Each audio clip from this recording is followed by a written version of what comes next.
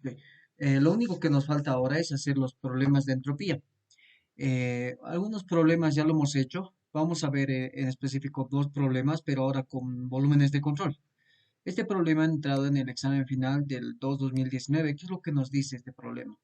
Nos dice, entran 5 kilogramos por segundo de vapor a 600 grados centígrados y 4 megapascales a una turbina aislada, técnicamente la cual opera en flujo estacionario. El vapor sale de la turbina a 200 kilopascales. Determinar, inciso A, la potencia teórica máxima desarrollada por la turbina.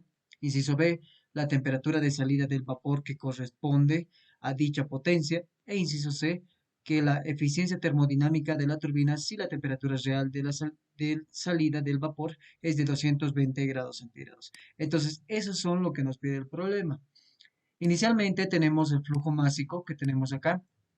Luego tenemos las temperaturas, tenemos la temperatura inicial 1 y tenemos la presión 1. Nos dice que la turbina aislada térmicamente, la cual opera en flujo estacionario, es una turbina que opera como un volumen de control.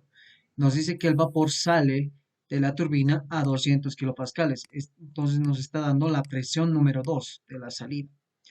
El inciso A nos dice la potencia teórica máxima. Entonces, ¿cuánto va a ser la potencia teórica máxima? Cuando la eficiencia de la turbina sea el 100%, ¿no? Es lo que nos está diciendo. Bueno, en el inciso B nos dice la temperatura de la salida que corresponde a dicha potencia, es decir, a la eficiencia del 100%. Y luego nos pide la eficiencia termodinámica de la turbina si la temperatura real o la temperatura de salida, temperatura número 2, es 220 grados. Entonces, la eficiencia térmica nos dice, o la isentrópica de la turbina, nos dice cuánto va a ser el valor. Entonces, lo primero que tenemos que hacer es colocar nuestros datos, dibujar nuestra turbina que no nos daban. Entonces colocamos como el estado inicial a lo que está entrando en uno, a lo que sale 2 y sabemos que en una turbina lo que pasa es que genera potencia. Entonces como genera una turbina genera potencia, entonces decimos que la presión uno va a ser igual a 4 megapascales, temperatura 1, 600 grados centígrados. Lo que nos pide en este caso, en el primer inciso, es hallar la potencia y la temperatura final máximas. Y en el inciso C nos pide la eficiencia de la turbina si se comporta como una eficiencia isentrópica. Entonces, eso es lo que nos dice, ¿no? Entonces, de ahí empezamos a hacer un balance de masa del sistema. Decimos que todo lo que entra va a ser igual a todo lo que sale. Por lo tanto, el flujo másico 1 va a ser igual al flujo másico 2. Solo tenemos una entrada y una salida. Ahora empezamos a hacer el balance de energía del sistema. Como les decía, para una turbina de este tipo, el calor de entrada es cero, el trabajo es igual a cero, el cambio de energía potencial es igual a cero y el cambio de energía cinética es igual a cero. Tenemos que considerar todos estos cuatro puntos, porque en una turbina sabíamos que no consideramos tanto la energía cinética como la potencial, pero por otro lado tampoco nos está hablando de que hay un calor de entrada o salida ni un trabajo de entrada o salida. Por lo tanto, es básicamente despreciable el calor, pero si hay una potencia de entrada, de salida, ¿no? Que es esta potencia. Entonces, decimos nosotros que si bien tenemos esta ecuación en general que nos muestra el calor de entrada, calor de salida, el trabajo de entrada y el trabajo de salida, y nos dice que es igual al flujo másico que está entrando a mi dispositivo y todo eso tiene que ser igual a la energía de la entalpía, a la energía cinética, a la energía potencial. Pero sabemos que de acá vamos a ir básicamente despreciando algunos. Uno es la energía cinética, otro es la energía potencial, otro sería los calores de entrada y salida y el otro sería el trabajo de entrada.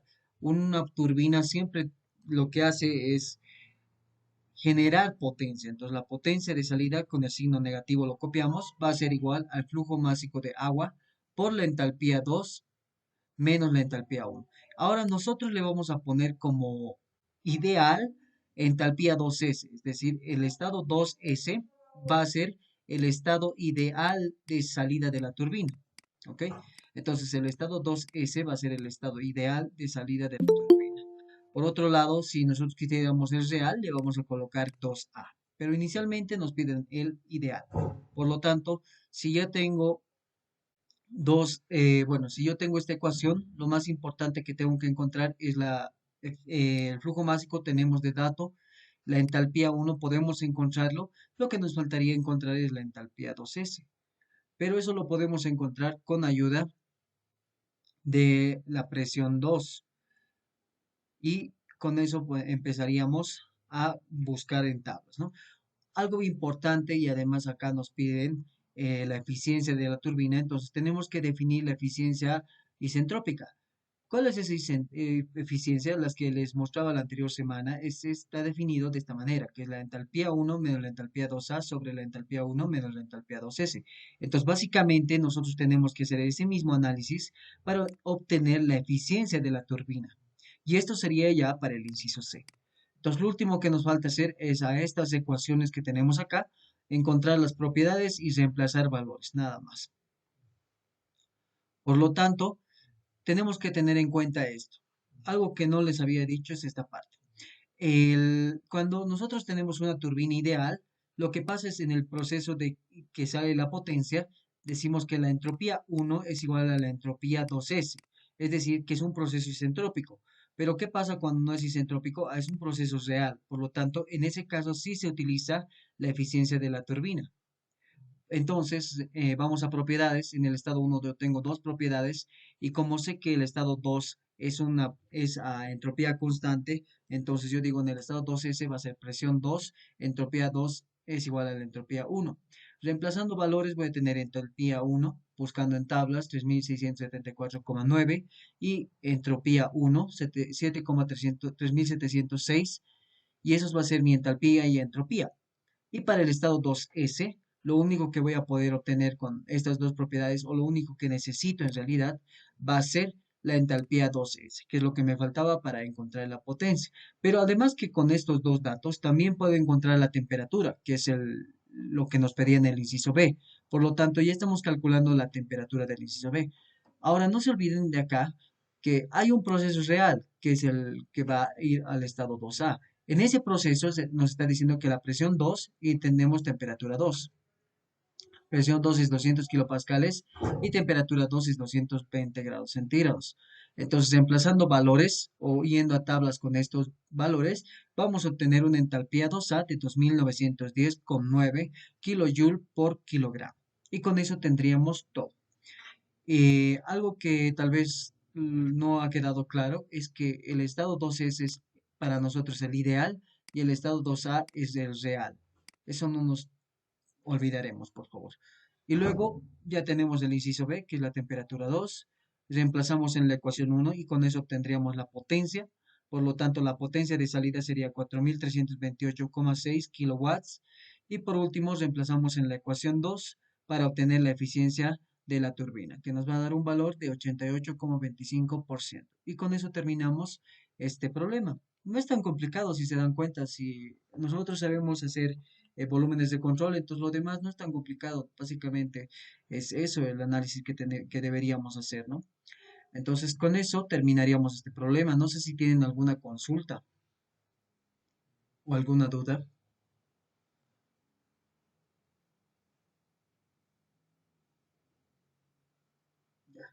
Creo que no hay. Entonces pasaremos al problema número 6 que está que ha entrado en el segundo examen parcial del 2-2020. Nos dice lo siguiente.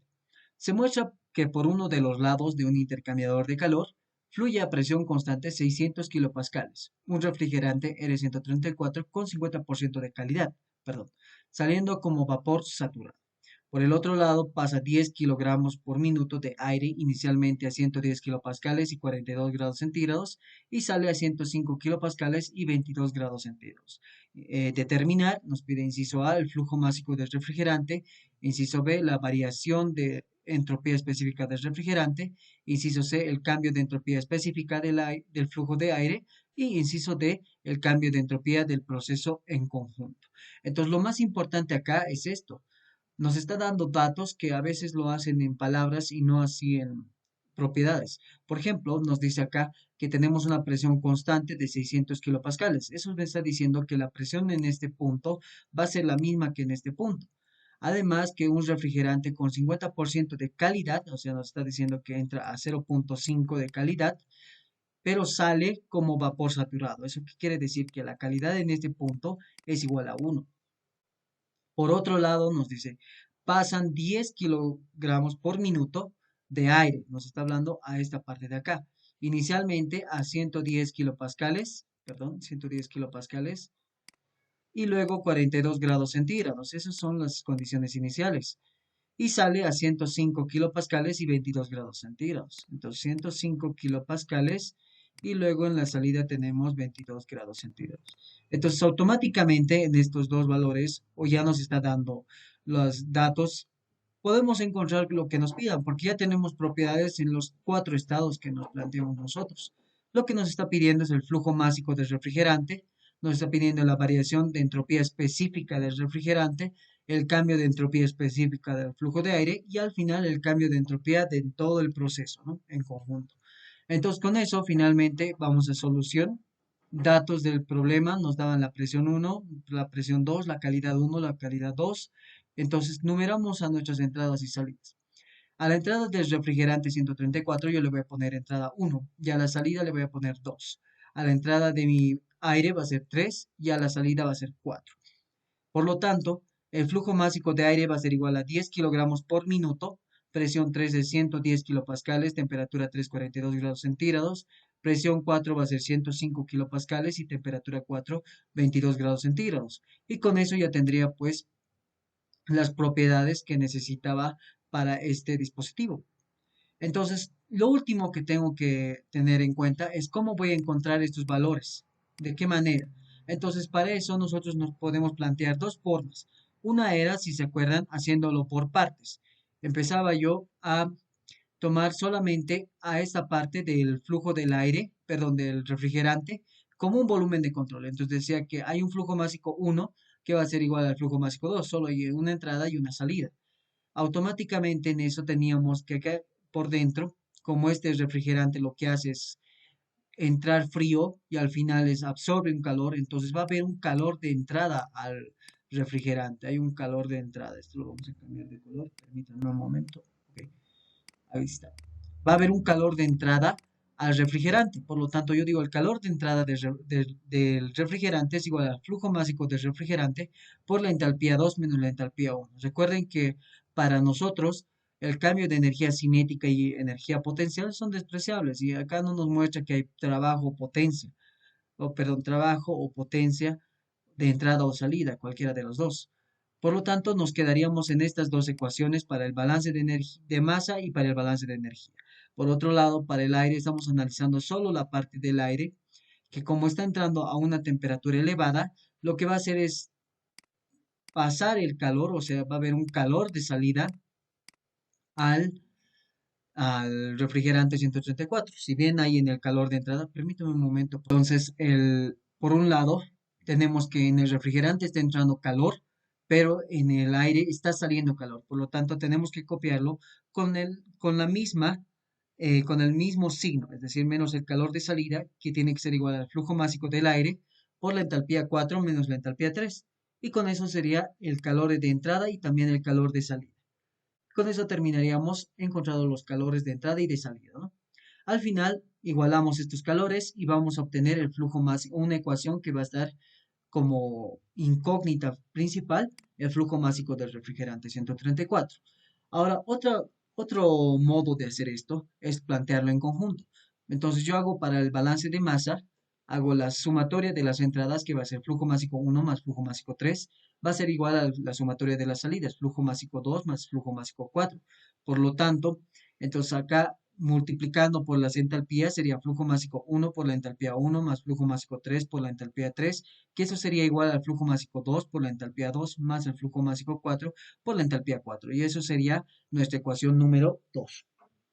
Una vez que tenemos esto en cuenta, entonces lo último que hacemos es tomar en cuenta que el flujo másico 1 va a ser lo mismo que el flujo másico 2 y el flujo másico 3 va a ser igual al flujo másico 4. Entonces tendríamos que plantear esas ecuaciones. Y al final, el flujo másico 1 va a ser el flujo másico del refrigerante y el flujo másico 3 va a ser el flujo másico del aire. Y con eso, reemplazando en la ecuación número 2, vamos a obtener una ecuación similar a la que hubiéramos obtenido en esta ecuación de acá.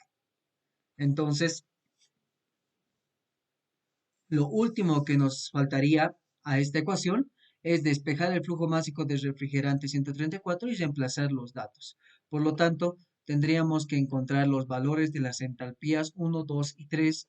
Bueno, perdón, uno, 2, 3 y 4.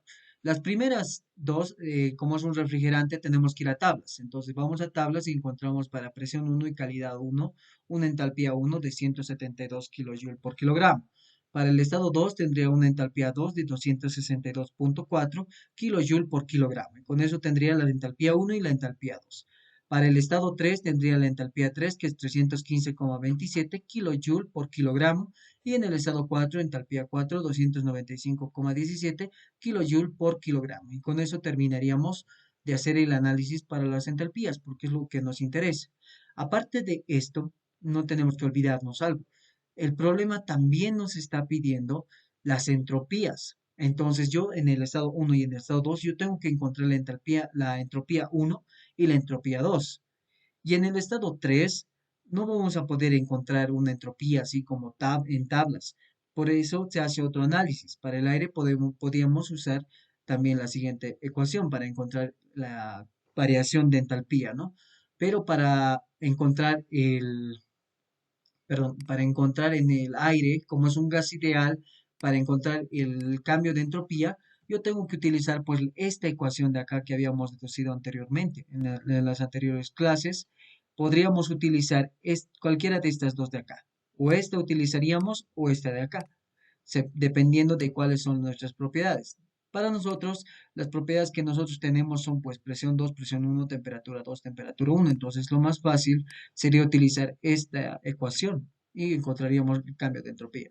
Por lo tanto, hallamos primeramente el flujo másico del refrigerante 134, que reemplazando datos va a ser igual a 10, que es el flujo másico del aire, por la entalpía 4, 295,17 menos 315,27 sobre la entalpía 1, 171,96 menos la entalpía 2, 262,4. Y eso va a ser igual a 2,22, que va a ser igual al flujo másico del refrigerante 134. Por lo tanto, lo último que nos faltaría en ese entonces se ha calificado hasta este punto 20 puntos, como era un examen final, o bueno, era un examen parcial. Para el cambio de entropía del refrigerante, básicamente es restar la entropía 2 menos la entropía 1, que va a ser 0,9218 menos 0,6149, que va a ser igual a 0,3069. Entonces, ese sería el cambio de entropía, 0,3069 kilojoule sobre kilogramo Kelvin. Por otro lado, también tendríamos que tomar en cuenta para el cambio de entropía del aire. Como les decía, la ecuación que vamos a utilizar es el Cp promedio por el neperiano de temperatura 2 sobre temperatura 1 menos R neperiano de presión 2 sobre presión 1. Entonces acá reemplazando valores vamos a obtener un cambio de entropía del aire de 0,0526 kJ por kilogramo Kelvin. El signo negativo nos indica que como está saliendo calor, básicamente la entropía está disminuyendo en este caso. Por lo tanto, sería menos 0,0526. Entonces, hasta ahí sería otros 10 puntos. Y por último, nos pide el cambio de entropía nada más. ¿Eso qué quiere decir? Que ya no sea por unidad de masa. Entonces, a nuestras entropías antes encontradas, tenemos que multiplicarlo por el flujo másico o por la masa. En nuestro caso no tenemos el flujo másico, pero no tenemos la masa, pero sí tenemos el flujo másico. Entonces, reemplazamos estos valores, que para el aire va a ser 10 por 0,0526 y para el refrigerante va a ser 2,22 por 0,3069. Y con eso el cambio de entropía del total va a ser de 0,155 kilojoule sobre Kelvin por minuto. Y con eso terminaríamos el problema. Hasta ahí era 10 puntos más. Y con eso se termina el problema. No sé si tienen alguna consulta respecto a este problema. Básicamente era hacer este análisis para los dos, tanto para el refrigerante como para el aire, y con eso se acababa nuestro problema, ¿no? Con eso teníamos las entropías, teníamos el flujo másico y al final teníamos que sumar las entropías y multiplicarlas por el flujo másico bueno, de cada sustancia en este caso, que uno era el aire y el otro era el refrigerante 134. No sé si tienen alguna consulta respecto a este problema.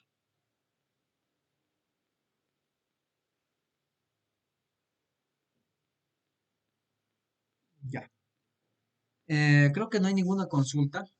Entonces, bueno, entonces con eso terminaríamos la parte de problemas de entropía y básicamente hasta ahí más o menos va a entrar en su examen. Ahora, como estaban diciendo, puede que entre ciclos de, bueno, lo que nos estaba mencionando el ingeniero o lo que estaba avanzando el ingeniero era la parte de ciclos de Stirling y ciclo Ericsson, ¿verdad? Entonces, a ver, veremos, trataremos de ver esta parte. Creo que tengo unos problemas de esta parte. Vamos a ver acá. Permítanme un momento. Ok. Aquí tengo unos problemas. No sé si han hecho algunos con el ingeniero o tal vez no, pero podemos ver si es que tienen algunas dudas. Y si es que no, pues no es necesario en realidad. Pero a ver, esos son los problemas. La parte teórica, como ya les había mencionado, les voy a pasar. Es este tema número 9. Básicamente, lo más importante de estos ciclos es entender qué proceso se está atravesando. De 1 a 2 tenemos un proceso a temperatura constante. De 2 a 3 es a volumen constante. De 3 a 4 es a temperatura constante. Y de 4 a 1 es a volumen constante. Entonces, esos procesos nos van a ayudar. En el caso de un ciclo Stirling es este. Y en el caso de un ciclo Ericsson es similar, solo que ahora los procesos de 2 a 3 y de 1 a 4 o de 4 a 1 son a presión constante. Cambian simplemente que uno es a volumen constante y el otro es a presión constante. Entonces, para estos ciclos también se cumple que la eficiencia térmica del ciclo Ericsson va a ser igual a 1 menos T sub L sobre T sub H. Y se cumple que Q sub H sobre Q sub L es igual a temperatura sub H sobre temperatura sub L. Esos datos son importantes. Y por otro lado, para el ciclo Stirling también se cumple esto, ¿no? Entonces, eso es lo único que importante acá. A ver, trataremos de ver algunos problemas de ciclo Stirling o Ericsson. El primer problema nos dice lo siguiente.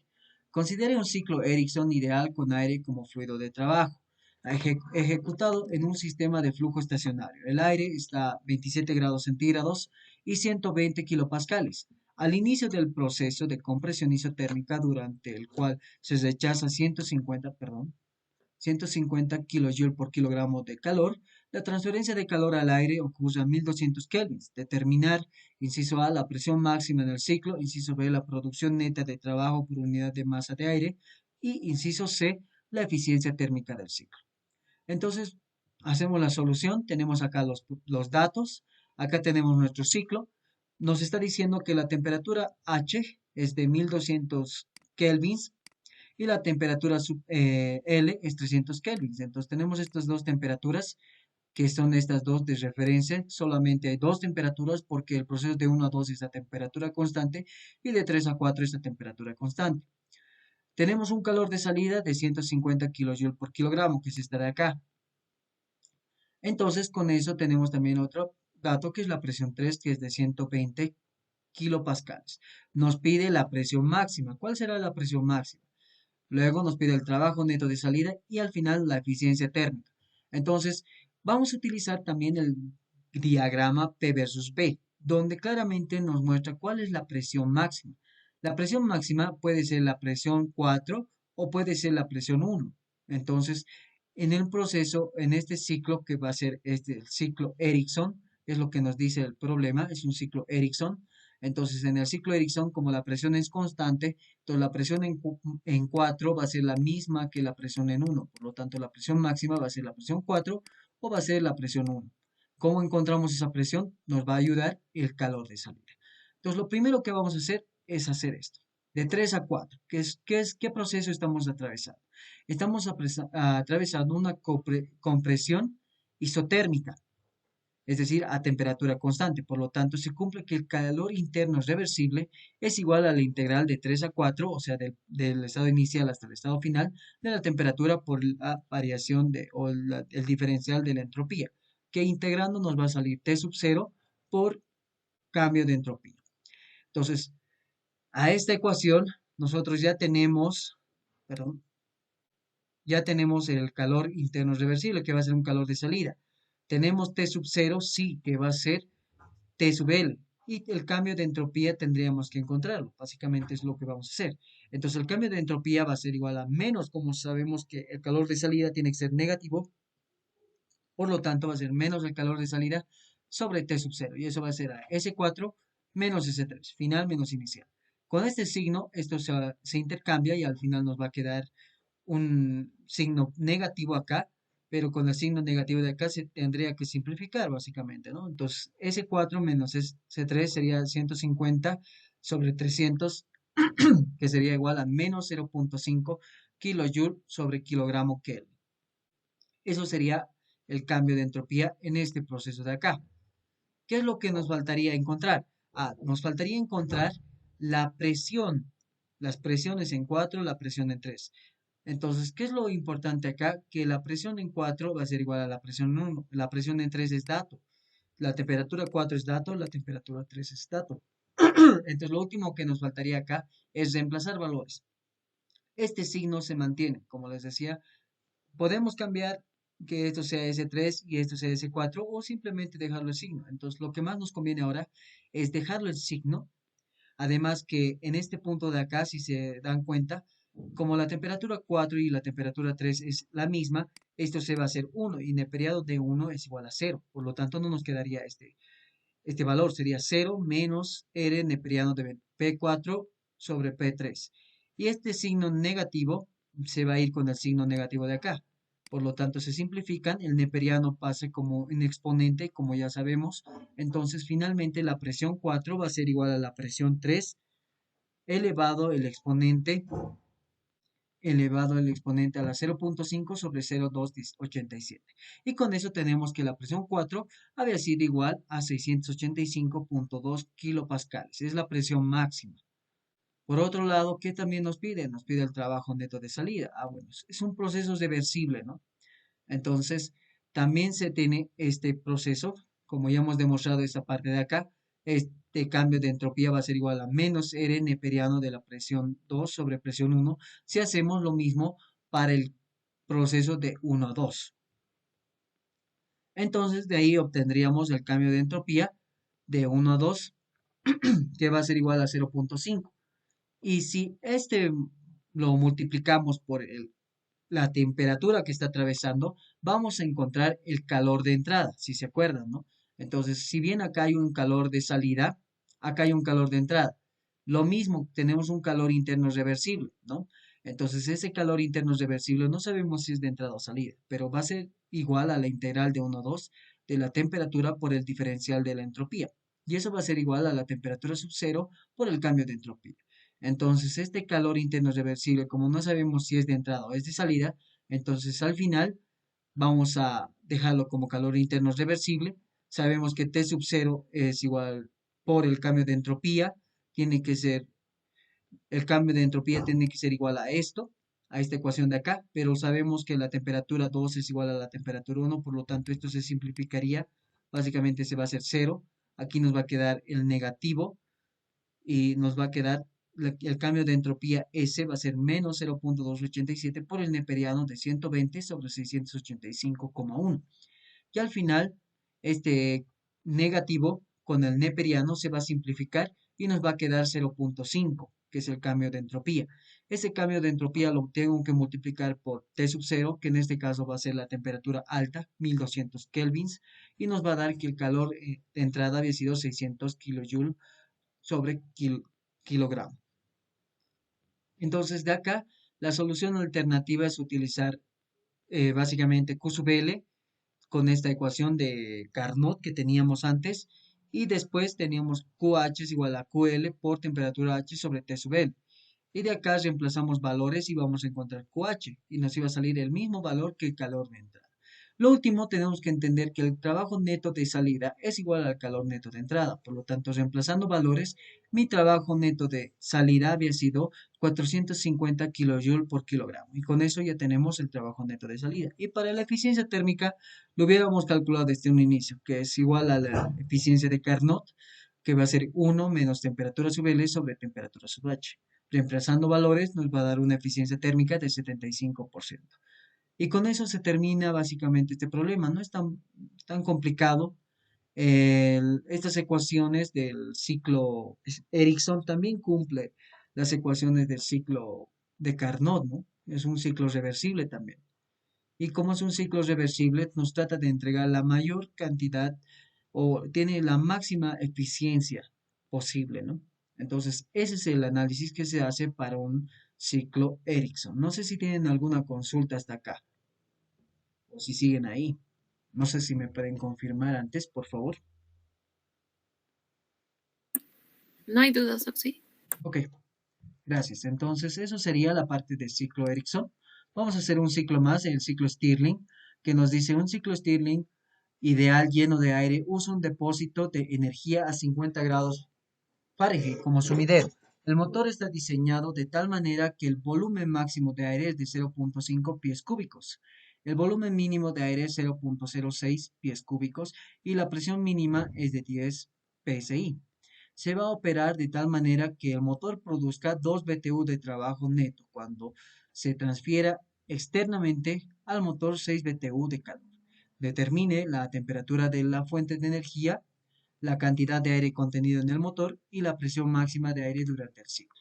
Entonces acá tenemos la solución, los datos que nos da el problema, nos da una potencia neta de salida, nos da un calor de entrada, nos da volúmenes, uno máximo y el otro mínimo, y nos da una temperatura baja de 250 grados Fahrenheit, que en Rankine sería 510. Entonces, lo más importante es graficarnos los diagramas bueno, el ciclo en un diagrama T versus S y el ciclo en un diagrama P versus B. Entonces, lo importante acá, o lo que deberíamos hacer sí o sí, es encontrar de 1 a 2, de 2 a 3, de 3 a 4, qué proceso se está atravesando. Como yo les decía, de 1 a 2 es a temperatura constante. En el caso de un ciclo Stirling, de 2 a 3 es a volumen constante, de 3 a 4 a temperatura constante y de 4 a 1 a volumen constante. Y con eso tendríamos el ciclo, este ciclo de acá. ¿Qué es lo importante de este ciclo? Lo importante de este ciclo es que acá tenemos, si bien tenemos el volumen que es igual constante, acá igual el volumen es constante, entonces tendríamos este ciclo de acá, ¿no? Entonces, lo más importante es que ya tenemos estos datos, el volumen máximo y el volumen mínimo. ¿Cuál será el mínimo? Es justamente para eso nos sirve el diagrama P versus B. El mínimo había sido el volumen que está entre 1 y 4 y el volumen máximo había sido el volumen que está entre el proceso 2 y 3. Entonces, esos son los datos de los volúmenes. ¿Qué más tenemos? Tenemos como dato T sub L, que sería la temperatura baja. Y por último, tendríamos como dato también el calor de entrada y el trabajo neto de salida. Entonces, al igual que en el anterior ejercicio, tenemos que calcular en este caso la temperatura elevada, la temperatura H, tenemos que calcular la masa y la presión máxima. Bueno, la presión máxima, pues es más simple si se dan cuenta. La presión máxima solamente va a ser la presión 1, ¿no? Que está acá. Y la presión mínima, ¿cuál es la presión mínima? Ah, la presión mínima voy a decir la que está en 3. Por lo tanto, tengo que calcular la presión 1 con ayuda de la presión 3. Entonces, ¿cómo vamos a hacer eso? Pues vamos a ayudarnos de los procesos. Lo más fácil hacer en este caso es tratar de encontrar la eficiencia térmica, pero no tenemos el T sub L. Pero sabemos que la eficiencia térmica se define como el trabajo neto de salida sobre el calor de entrada. ¿Tenemos el trabajo neto de salida? Sí, y el calor de entrada también. Entonces reemplazamos valores y nos va a dar la eficiencia térmica del 0.33%. Una vez que tenemos esto, reemplazamos en la eficiencia térmica en esta ecuación, que va a ser igual a 1 menos T sub L sobre T sub H. De acá, esto va a ir al otro miembro a restar y este va a pasar a sumar y va a multiplicar T sub L o podemos ir a directamente despejarlo T sub H, que al final nos va a quedar que T sub H había sido igual a 510 sobre 0.667, que nos va a dar una temperatura de H o elevada de 764,66 Rankine. Con eso tendríamos la temperatura H, o sea, el inciso A. Para la masa, pues no es tan complicado. porque una vez que ya tenemos el trabajo neto de salida, podemos encontrar el trabajo neto de salida por unidad de masa y de ahí dividirlo sobre esto y obtener el kilogramo. En este caso, tendríamos que hacer esto, ¿no? Entonces, podemos obtener por eso, pero antes de eso vamos a tratar de ver la ecuación de estado, porque la masa va a ser constante en todo momento, es un ciclo. No se olviden que cuando es un ciclo, la masa es como si se manteniera constante en todo momento, ¿no?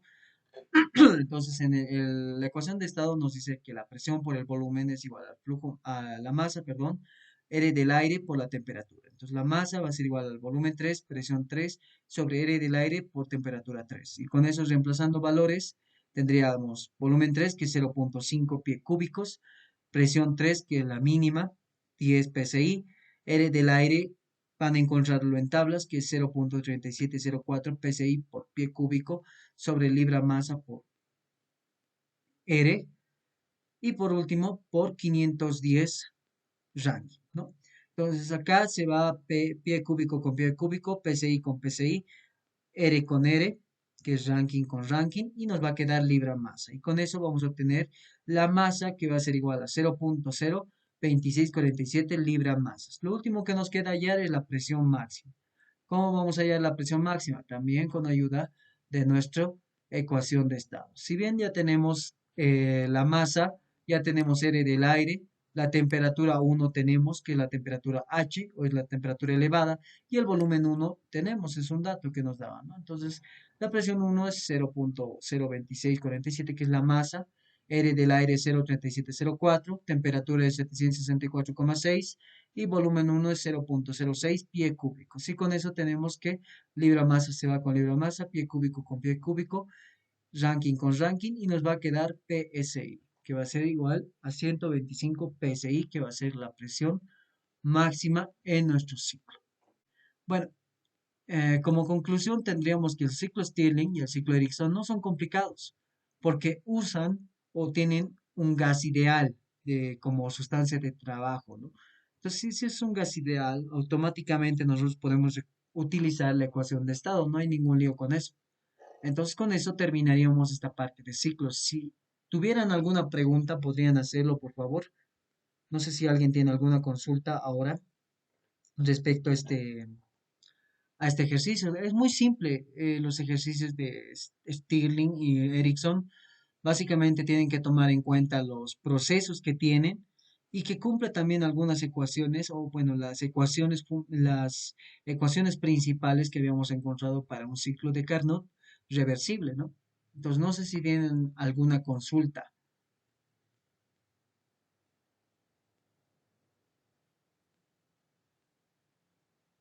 Ya,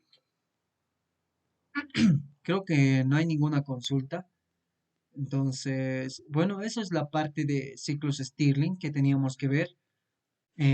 Por lo demás, no nos queda nada más que avanzar para este tema. Hasta aquí tendríamos que acabar nuestro contenido. De la parte teórica les voy a pasar. Traten de leer un poco. Es más que todo algo teórico. Lo más importante, como les decía, es estos, ver los procesos. Como es un gas ideal, también cumple estas ecuaciones. El ciclo de Ericsson y el Stirling son gases ideales, este es el Ericsson. Y finalmente esto, que para un proceso térmico internamente reversible tenemos estas ecuaciones. Si nos pide el cambio de entropía para este gas, como es un gas, entonces yo tengo que encontrar por estas dos fórmulas que habíamos encontrado cuando habíamos visto el tema de entropía. Y con eso terminaríamos la parte del tema del ciclo de gas, ciclo Stirling y ciclo Ericsson. No sé si tienen alguna consulta más. Sí, les voy a pasar por si acaso la parte teórica de entropía también.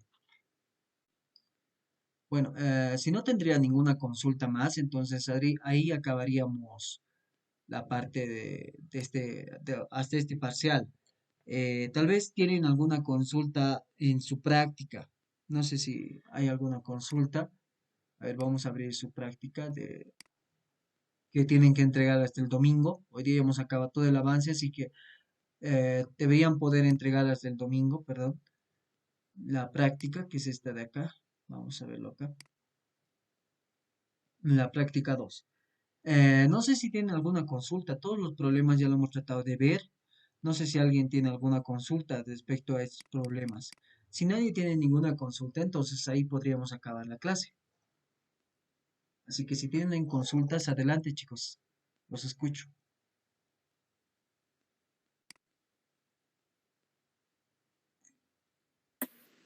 Oxy, ¿podría explicar el ejercicio 6 de la segunda ley? Ok, a ver, el ejercicio 6. Ese de acá. Ya. Este de acá dices, ¿no?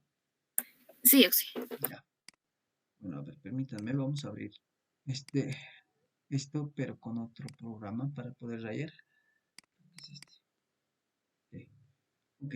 Entonces, el problema número 6, a ver, lo vamos a tratar de resolver acá mismo. No es tan largo, creo. Lo más importante en este problema es tomar en cuenta esto. Nos dice, una planta genera 150 megawatts de potencia. Ah, ok, ya tenemos la potencia, ¿no? Eso tenemos que tomar en cuenta. La máquina térmica utiliza un suministro de 110 megawatts proveniente de una energía geotérmica y desecha energía a la atmósfera. Entonces tenemos un calor que está entrando, o bueno, un calor alto, ¿no? Es justamente este calor alto, el calor bajo. Y no se olviden que QL, o es el trabajo neto de salida, es el calor de entrada, es decir, QH menos QL, ¿no? De acá. Entonces, eso tendremos que hacer primero. Si acá despejamos esta ecuación, lo que nos pide, nos dice encontrar la potencia desechada. Ah, ok. Entonces tenemos que encontrar este Q sub L. Entonces, Q sub L va a ser Q sub H menos el trabajo o la potencia. En este caso, la potencia es 150 y esto es 1000. 1000 menos 150 nos va a dar 850. Hasta ahí yo creo que hayan hecho bien, ¿verdad? ¿Se entiende, no, esta parte? Sí, Ya, muy bien. sí, Ox. Entonces, lo último que nos faltaría acá es esto. Eh, ¿Qué es lo que nos dice acá? Nos dice encontrar la potencia desechada al aire y cuánto de aire debería fluir por la torre de enfriamiento si la temperatura del mismo no puede incrementarse más de 10 grados centígrados. Ya. Entonces, lo que nos está pidiendo es el flujo másico, ¿no? Nos dice encontrar la potencia desechada de aire, cuánto de aire debería fluir, nos dice cuánto de aire debería fluir por la torre de enfriamiento si la temperatura del mismo no puede incrementarse más de 10 grados centígrados. Entonces, bien, entonces lo primero que tenemos que pensar acá es que este es un gas ideal, si se dan cuenta, porque nos está diciendo aire. Por lo tanto, para encontrar el calor, vamos a decir, el flujo de calor va a ser igual al flujo másico, si se acuerdan, Cp por el delta T. Eso es lo que nos está diciendo acá, ¿no? ¿Está claro esta ecuación? O si no, a ver, vamos a buscar acá. Creo que había en el segundo tema, creo que era, y ahí estaba esa ecuación justamente. Está acá, creo. Sí, acá está. Cuando definimos calor, aquí está, ¿no? Cuando definimos el calor, decíamos que en un proceso isobárico se puede considerar que el calor es a volumen constante, sería CB de T o la presión CP de T, ¿no? Entonces acá tampoco hemos colocado, ¿no? Esa parte. Entonces, ese es un concepto más que todo de física, cuando encontrábamos el calor, ¿no? De una sustancia que es un gas, de un gas teníamos esta ecuación, que era el calor, el flujo de calor es igual al flujo másico por el Cp por el delta de temperatura. Nos dice que si la temperatura del mismo no puede incrementarse más de 10 grados centígrados. Entonces tendríamos que encontrar la temperatura acá, que es 10 grados centígrados, y con eso despejar el flujo másico. Entonces básicamente de esta ecuación tienen que encontrar el flujo másico, que va a ser Q mayúscula sobre Cp por el delta T. ¿Ya? Eso es lo que les está diciendo acá. No sé si eso está claro por esta parte, porque nos dice encontrar la potencia desechada al aire. ¿Y cuánto de aire deberá? Entonces, ¿cuál es la potencia desechada? Es esta de acá. Entonces, ¿cuál es la torre de enfriamiento? Básicamente, ese calor que se está desechando, este calor tienen que tomar en cuenta, es estos 850 megawatts Acá el CP del aire, como está en 10 grados centígrados nada más, o sea, no es algo muy apreciable, vamos a decir de esa manera. Permíteme un momento. No es muy apreciable lo que tenemos ahí. Entonces, lo que vamos a encontrar es que el CP es igual a 1.005, que es del aire. Por lo tanto, tenemos 850 por 1000, que va a ser, ahora va a ser en kilowatts, sobre el delta T de temperatura, ¿no? Sobre CP. Entonces sería 1.05 por 10. Y con esto tendríamos que obtener un valor aproximadamente de 8466,61. Lo otro que pueden hacer es irse a tablas, ¿no? A ver, permíteme un momento. Podemos ir a tablas, a las tablas que habíamos visto acá. Creo que está en material. Estas tablas que teníamos acá. Ah, no, este es el libro. Permíteme un momento. Tablas. Ok, acá están las tablas. Entonces, en estas tablas nos menciona cuánto es el CP. Acá es 1.05, nos dice. CB 0.718. Pero acá está según variando la cantidad de temperatura. Por ejemplo, cuando yo tengo 250 grados kelvins, perdón, mi CP es 1.03. Cuando yo tengo 300 kelvins es 1.05. Si yo tengo 10 grados centígrados, llevándolo a Kelvin sería casi 280. Entonces el valor estaría entre estos dos.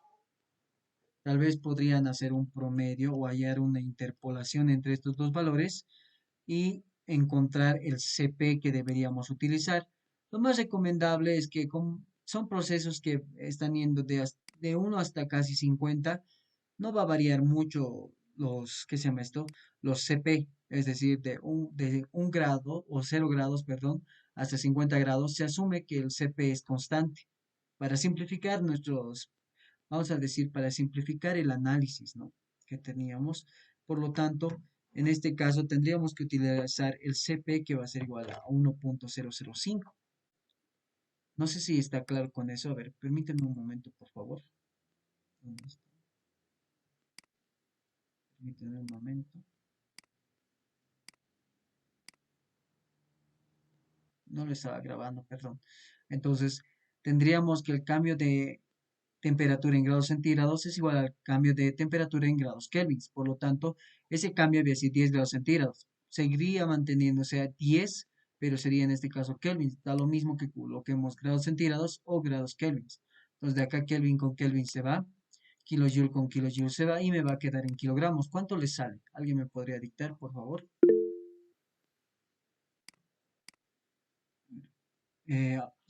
Nos dice 84.661,355 o 354. Básicamente es esto, ¿no? Es 8.400, perdón, 84.661 kilogramos por segundo.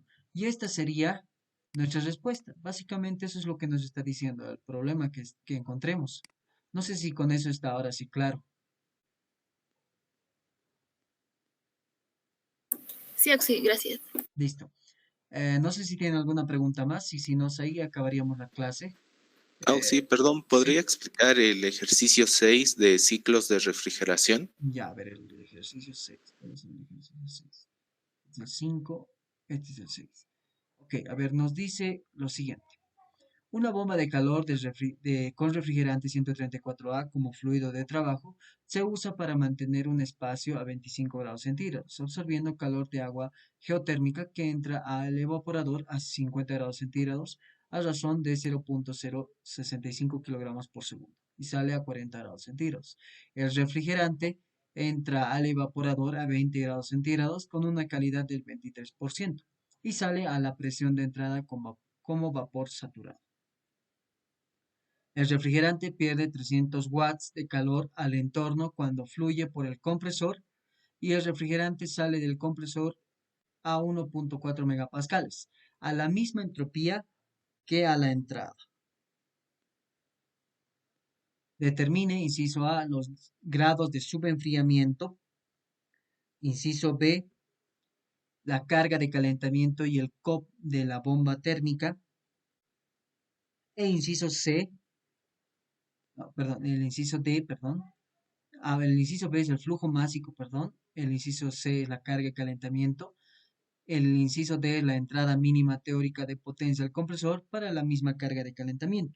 Entonces, básicamente acá, bueno, acá tenemos dato, dos propiedades. Acá tenemos en este dato también dos propiedades. Entonces, ¿qué es lo que tenemos que encontrar primeramente? Para el punto 1, tenemos que encontrar la presión 1. ¿Cómo vamos a encontrar esta presión 1?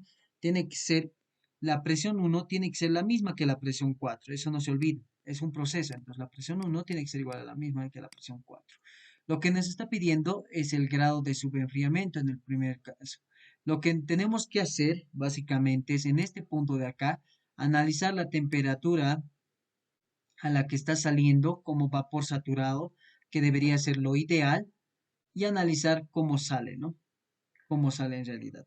Entonces, de ahí van a utilizar esta fórmula. Para el subenfriamiento van a usar el delta T de subenfriamiento, van a colocar de sub, va a ser la temperatura de saturación, es decir, la temperatura de saturación cuando acá en 3 sale la calidad como líquido comprimido, líquido saturado, menos la temperatura que obtienen, o sea, la temperatura 3 siempre. ¿Cuál es la temperatura 3 que obtienen acá? Ese valor tienen que encontrarlo, creo que no les da. Nos dice, a ver, una bomba fluido a 25 grados centígrados, que es, a ver, permítanme un momento, se usa para mantener un espacio a 25 grados centígrados. Evaporador es este de acá, 50 grados centígrados y sale a 40 grados centígrados. Es lo que nos está hablando acá. Nos dice el refrigerante en el evaporador a 20 grados centígrados con una calidad del 23% y sale de a la presión de entrada de vapor saturado. El refrigerante pierde 300 watts. Ah, ya. Acá nos está dando este calor, este Q mayúscula, ¿no? Este Q mayúscula nos está dando. Entonces, este Q mayúscula ya tienen como dato. ¿Qué más tienen como dato? Auxi, El, perdón, creo que ese es el calor perdido en el compresor. en el compresor, no nos dice Sí, esa frecuencia. A ver, el refrigerante pierde el 300 watts de calor al entorno cuando fluye. Ah, perdón, cierto, cierto, es del compresor. No lo estaba leyendo bien. Ya. Entonces, esto es del compresor aparte. Y luego nos dice, el refrigerante sale del compresor a 1.4, a la misma entropía que a la entrada. Determinar, inciso A, los grados de subenfriamiento. Inciso B, nos pide el flujo másico. Entonces, lo principal de acá, o lo que van a encontrar más sencillo, traten de encontrar el flujo másico de este punto. ¿Cómo lo van a hacer? De manera sencilla, van a tratar de operarlo como si fuera un intercambiador de calor. Entonces, lo que está entrando acá, vamos a decir, el flujo másico 4 va a ser igual al flujo másico 1, ¿verdad? Y el otro caso va a ser el flujo másico del agua va a ser igual al flujo másico, vamos a colocar A y B, digamos. Flujo másico A va a ser igual al flujo másico B. Entonces, con eso ya tienen una ecuación para encontrar la energía, porque al final la energía va a ser todo lo que está entrando. ¿Qué está entrando flujo másico 4 por la entalpía 4 más flujo másico del agua, que A, por la entalpía de A, y eso va a ser igual a flujo másico 1 por la entalpía 1 y más flujo másico, perdón, no nos va a alcanzar acá, más el flujo másico P por la entalpía B. Como acá nos dan la entalpía, nos dan 50 grados centígrados y 40 grados centígrados, además creo que nos dan la cantidad de flujo que está saliendo, entonces podemos encontrar fácilmente las ¿cómo se diría? Las entalpías, porque estas entalpías, como es agua, básicamente es agua, entonces no se olviden que cuando es agua, entonces está actuando como líquido comprimido, por lo tanto la entalpía A estaría haciendo la entalpía sub F a 50 grados centígrados y la entalpía B sería la entalpía sub F a 40 grados centígrados. Flujo másico de A, flujo másico de B, perdón, acá B, es igual al flujo másico del agua, que sería 0.065. Ahora, la entalpía 4 y la entalpía 1 pueden encontrarlo, tienen dos datos. 20 grados centígrados, calidad 0.23. Y acá como vapor saturado y tienen que encontrar la presión 1. Y con eso ya tendrían entalpía 1 y entalpía 4, tendrían entalpía B, entalpía F y despejarían de ahí el flujo másico del agua. La temperatura perdón, hasta ahí estaría claro para el flujo másico, ¿verdad? No sé si tienen alguna duda para el flujo másico o si me han entendido. Tiene que hacerse ese análisis para el evaporador nada más. ¿Se entiende? Sí, Oxy. Ya. Entonces, ese sería un análisis que podrían hacer para el evaporador. ¿Qué más podrían hacer acá? Entonces, ¿qué datos más tienen? Entonces, a ver, acá vamos a volver a ver. Nos dice, se usa para mantener un espacio a 25 grados centígrados. Bueno, esos 25 grados centígrados no nos dicen dónde está o en qué lugar se está colocando, ¿no? Entonces, eso hay que ver por dónde vamos a empezar. Pero lo que nos está pidiendo por otro lado es encontrar el subenfriamiento. Tenemos que calcular esta parte de acá, como les decía. Cuando es saturado, la temperatura 3 va a ser, bueno, la temperatura 3 para saturación va a ser pues la temperatura para este líquido, en este caso que es el refrigerante 134, perdón, de saturación. Vamos a bajar un poco más, creo que está más abajo la de saturación. Permítanme acá.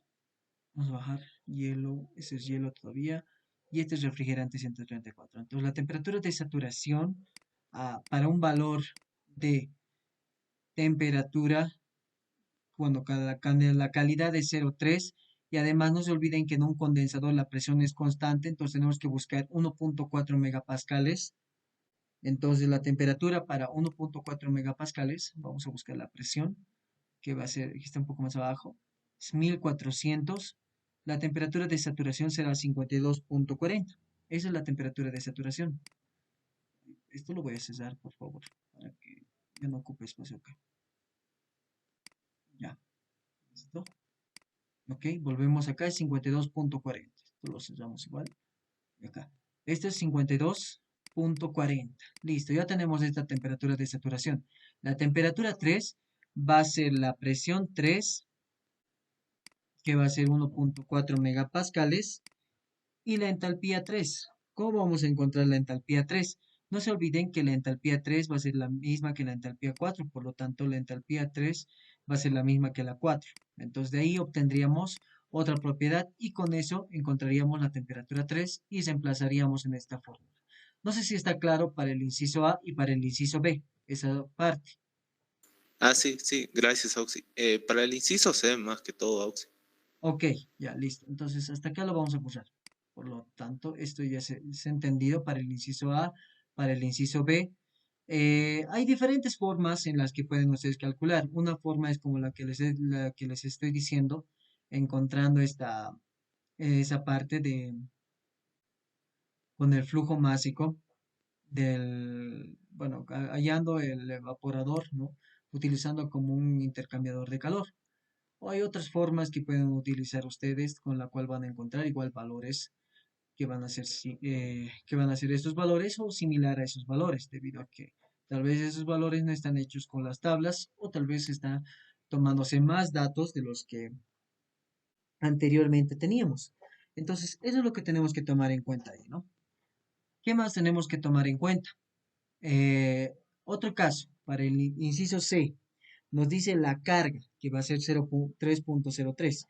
Entonces, esta carga, nos dice la carga de calentamiento y el COP de la bomba térmica, nos está pidiendo básicamente cuál es vamos a decir, cuál es este QH. Porque si bien nosotros decíamos que aquí hay un calor ¿cómo se dice esto? El compresor es el que está perdiendo 300 watts, entonces no sabemos cuánto es QH. Es lo que nos está pidiendo, la carga de calentamiento y el COP de la bomba térmica. La carga de calentamiento sería justamente este Q sub H. Entonces, ¿cómo calcularían este Q sub H? Bueno, básicamente haciendo el valor, Q sub H sería flujo másico que está atravesando por esto, simplemente es flujo másico del refrigerante, del R134, por la entalpía final, que sería entalpía 3 menos entalpía 2. ¿no? Que eso sería ahí. Entonces, este valor estaría ahí. No se olviden que este Q sub H es un calor de salida, por lo tanto aquí le ponen colocar un negativo y es un calor de salida. Y reemplazando estos dos valores, como acá ya tienen dos propiedades y acá tienen la entalpía 3 gracias al estado 4 ya tienen, van a poder obtener este Q sub H. Este Q sub H es justamente esto, ¿no? Es el COP o es la carga de calentamiento. Ahora el COP, ¿cómo van a encontrar? El COP, no se olviden que para un refrigerador está dado por el calor deseado, que es el QH, sobre el trabajo requerido, es decir, la potencia de entrada. Pero esta potencia de entrada no es la que vamos a calcular acá, ¿no ve? Entonces, en el compresor, automáticamente ya se va a volver algo así la ecuación, menos el calor que está saliendo, que es justamente esos 300 watts, más la potencia de entrada, que era positivo, no se olviden, eso va a ser igual al flujo másico del refrigerante por entalpía que sale, entalpía 2 menos entalpía 1, perdón, menos entalpía 1. Entonces de acá esto lo pasan al otro lado, perdón, me he pasado, a sumar y encontrarían la potencia de entrada. Con esa potencia de entrada, entonces tranquilamente encuentran los valores del trabajo de entrada sobre Q sub H que ya tienen acá, encuentran el COP. No sé si con eso está claro esa parte, o si se entiende. Sí, gracias, Oxy. Todo claro. Ya, y la última parte básicamente es la entrada mínima, es tomar en cuenta la eficiencia, es decir, el COP ahora del refrigerador, pero no, bueno, no del refrigerador, de la bomba o COP HP, va a ser la que la utilicemos con las temperaturas como si fuera un ciclo de Carnot. Entonces, nuestra ecuación sería 1 menos 1 sobre menos T sub L sobre T sub H. Y esta sería nuestra ecuación. T sub L, ¿qué es lo que nos dice? ¿Qué quiere que mantenemos? Nos dice, se usa para mantener un espacio a 25 grados centígrados. Esa es nuestra T sub L. ¿Y cuál es vamos a decir, cuál es la temperatura que está afuera? Es justamente los 50 grados centígrados, ¿no? Entonces, de ahí estamos absorbiendo calor para que mi ambiente solamente esté con 25 grados centígrados. Y con eso obtendríamos el COP HP, que nos va a salir 0,238, así más o menos, ¿no? Un valor cercano. Otra forma que pueden hacer eso, eso es todo, eso es el COP más cercano. Con este COP, no se olviden, porque acá nos está pidiendo la potencia, no nos está pidiendo el COP. Encuentran este COP, a esta ecuación lo reemplazan y van a encontrar otra potencia de entrada, ya no la potencia de entrada que han obtenido acá, sino otra potencia de entrada. El calor va a seguir siendo el mismo valor que hemos encontrado acá, Q sub H va a seguir manteniéndose, entonces esto iría a multiplicar y esto a dividir y con eso obtendrían la potencia de entrada mínima. No sé si tienen alguna consulta más. Y algo que nos ayuda a entender eso también es por qué se va a mantener Q sub H constante, es lo que nos dice acá. Para la misma carga de calentamiento. No se olviden que acá nos estaba pidiendo la carga de calentamiento. Entonces acá la misma carga de calentamiento, entonces será pues la misma Q sub H, ¿no? Es lo que nos está diciendo acá. Y eso es lo que obtenemos al final.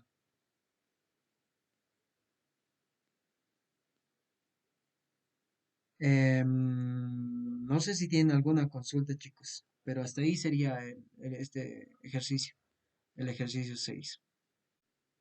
¿Alguna duda? ¿Alguna consulta? ¿Alguna queja tal vez? Y si no, con eso terminaríamos la clase.